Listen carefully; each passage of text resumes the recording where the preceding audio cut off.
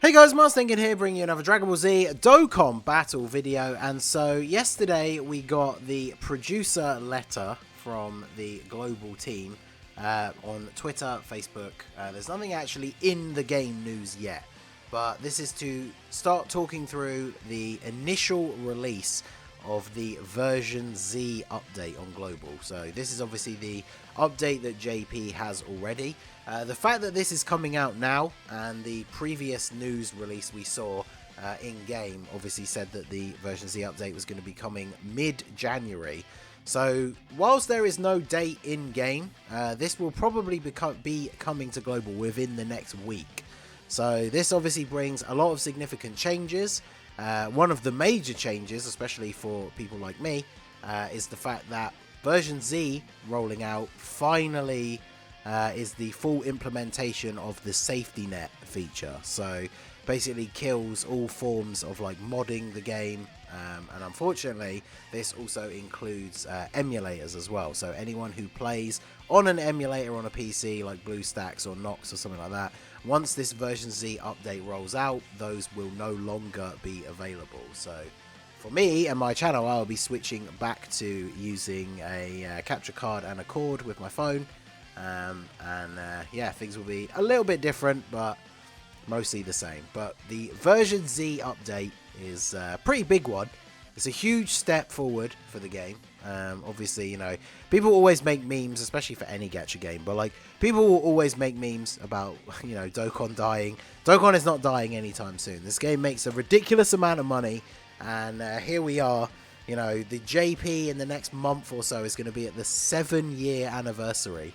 And here they are bringing out these massive updates to the game. I mean, this is only the first step, essentially, of the version Z update. So this is out on JP already, but JP has not had the next step in that update. So yeah, definitely expect Dokkan to be around for a long time. So annoyingly, this first image that they released is massive, so you won't be able to read it properly on the screen, but it's basically talking about the details for the version Z update plan. So it says, what is the update plan?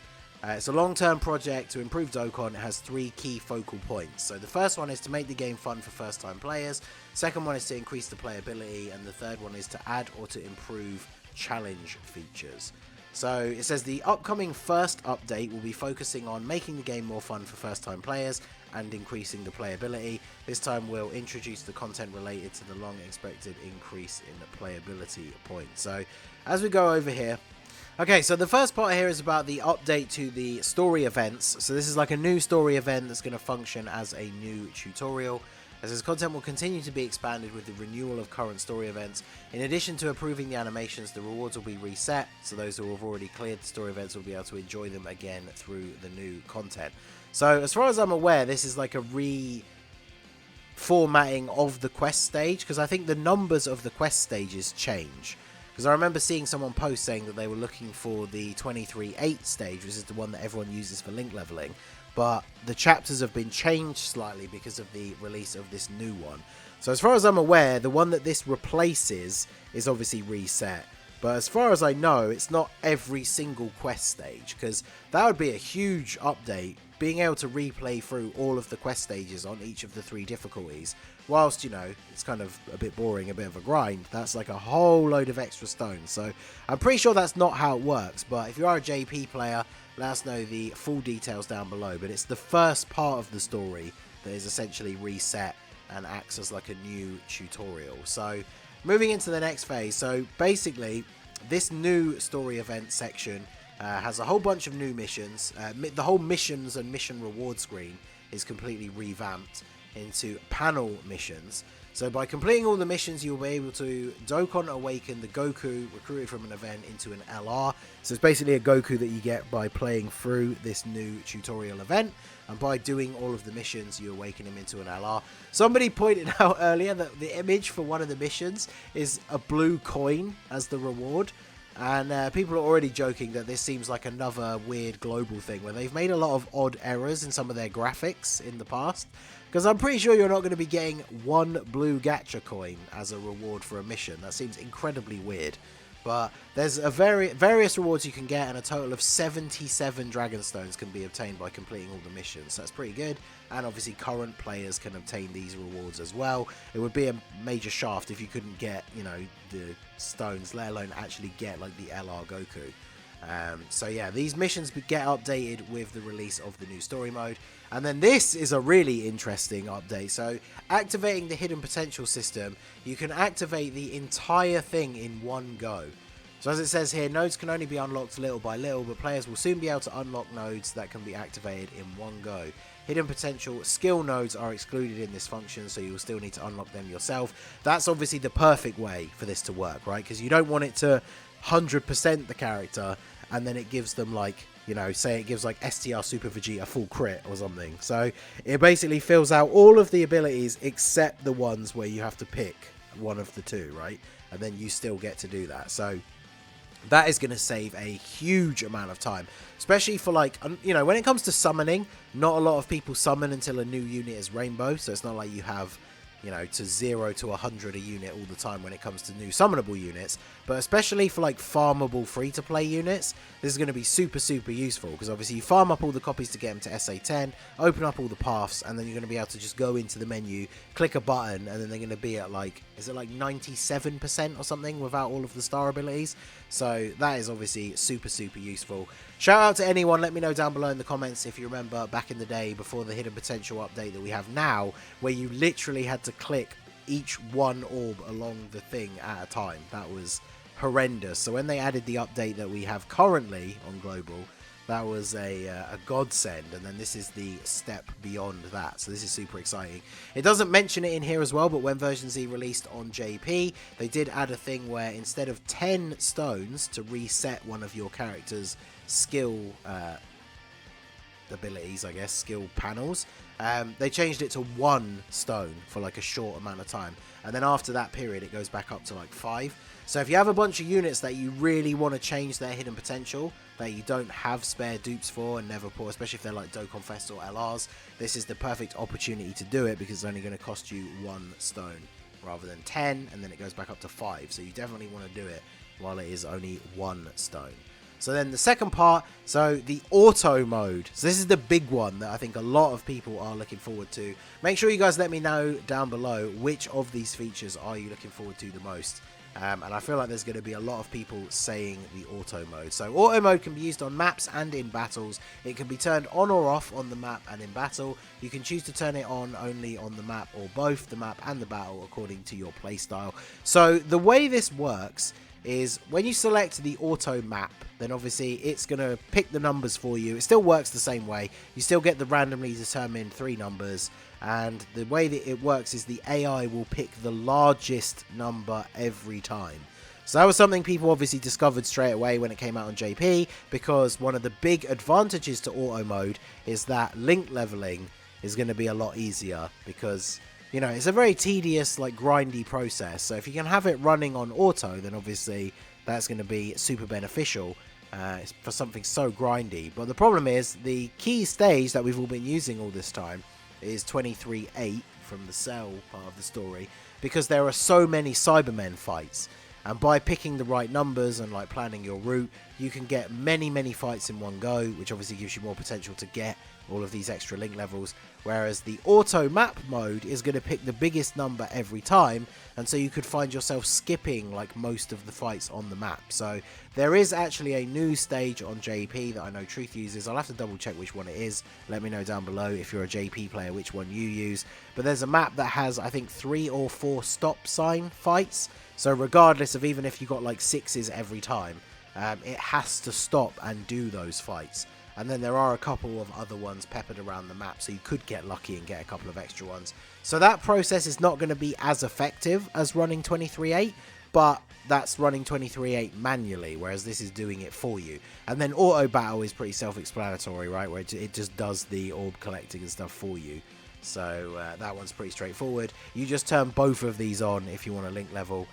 Or things like, you know, when you have to do the Dokkan event, when you've just pulled a new unit and you have to get 77 of the medals by doing the event 11 times, you can just bring in your most powerful team and set it to auto battle, and then just leave it. The one thing I really want them to add, of course, in the future is the ability to like auto re-go, you know, like replay the stage. Because say you do want a link level or you want to do a Dokkan event 11 times, it plays the battle for you.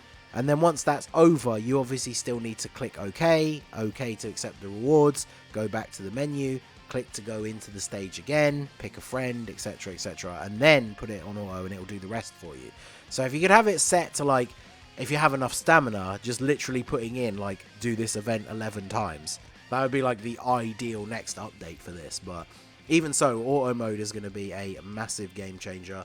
Next up, we have no more team cost limit. So team cost is, as far as I know, team cost is now going to be completely pointless apart from the World Tournament. Because I had some people asking about it last time. The reason I run a full LR team in the World Tournament is the higher your team cost, the more points you get. But that's basically going to be the only use for it now, right? Because team cost was very annoying, especially for new players, which, as they've said, is kind of the focus of this update to start with, making the game easier for new players. If you started out and pulled and got really lucky on, like, say, the anniversary, you've pulled a whole load of Dokkan Fests and a couple of LRs, you'd get them all awakened eventually once you can beat those events and everything, you know, enough times to get the medals, and then you can't actually make a full team out of all the units you've pulled because your maximum team cost isn't high enough because of your low player rank. So them getting rid of that is obviously super beneficial for newer players. I mean, for me, I'm way past the rank where I've been able to make a full team of LRs for quite some time, but for newer players, it's definitely going to be useful. And you can build more teams. So you can build up to 50 teams now instead of the, what was it, like 7 or 8 if you have all of the slots unlocked. And then it says here, there are some treasure items that have been available that raise the team limit cost. You will be receiving those back. So, for example, battlefield points, I think there was one you could buy, like higher team cost. So if you have bought that, this is saying that you will get that battlefield currency back, which is pretty cool.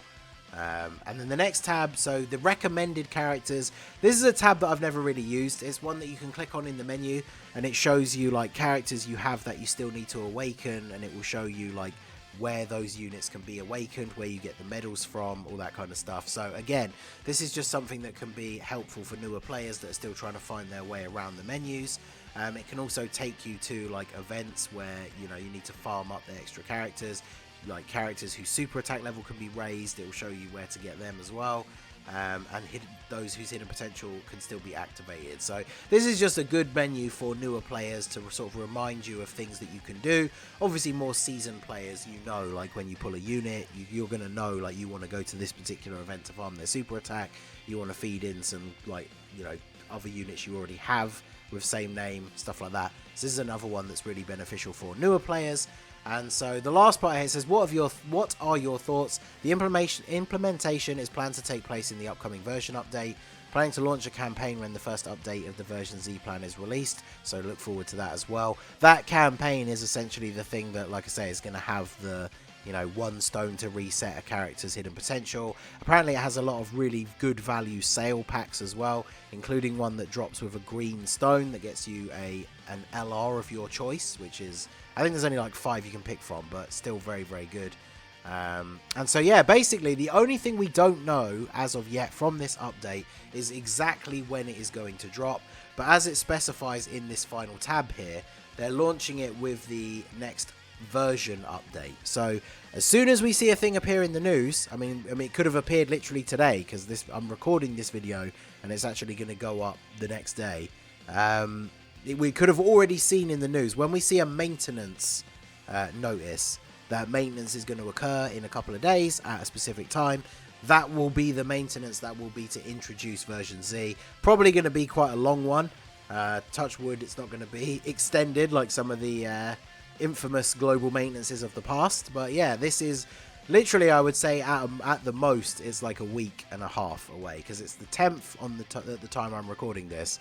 Mid-January is when they said in the previous news update. So realistically, that's around the 15th. So a week from now, we're going to be looking at the 17th. We should hopefully be in version Z for global. So let me know what you guys think down below. What is the thing you are most looking forward to version Z?